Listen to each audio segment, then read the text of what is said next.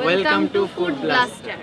70 টাকার এই চিকেন খিচুড়িটা খাওয়ার আগে আমার একটা কথা মাথায় আসতেছে যে এই আপনি আর এই ভাইয়াকে দেখে কিন্তু আসলে ইন্সপায়ার হওয়া যায়। ইয়াং জেনারেশন যারা আছেন, যারা চিন্তা করছেন আসলে যে শুধু পড়ালেখা করছি কী করবো, মানে আমার কথা হচ্ছে বেকার না থেকে আপনারা চাইলে কিন্তু কিছু না কিছু, মানে এই যে ফুড বিজনেস করতে ব্যাপারটা এমন না।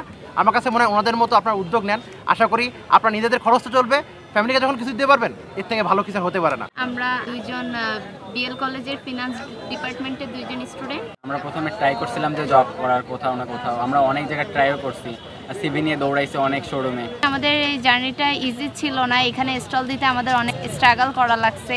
আমাদের কলেজ টাইম, তারপর আমাদের ব্যাচ টাইম, তারপরে যদি আমরা ফ্যামিলি সাপোর্ট হইতে পারি তাহলে আমাদের এই একটা কাজ করা যায়, একটা ফুড কার্ট দেওয়া যায়। কেউ চিনতো না খাবার খাওয়ার জন্য, অতটা আমরা ডাকতাম কিন্তু কেউ আসতো না। পরে দুই একজন ট্রাই করে এখন আল্লাহর রহমতে আমরা রিপিট কাস্টমার পাই।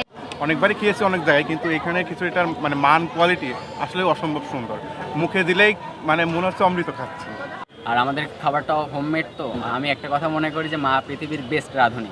ওনারা হচ্ছে উপরে বেশ মাখো মাখো মশলাদার একটা গ্রেভি দিয়ে দেয় 70 টাকা একদম, কিন্তু দেখেন চিনি গুঁড়া চাল দিচ্ছে। রিলেটিভসরাও ক্রিটিসাইজ করছে যে ভাত বেচতে গেছে মাঠে, এরকম একটা। চিকেনটা দেখেন, চিকেনের মধ্যে মশলা কিন্তু খুব ভালো গেছে, যার জন্য ফ্যামিলি আমাদের যথেষ্ট এখন সাপোর্ট করে। মাত্র 30 টাকায় দেখেন গাজরের ফিন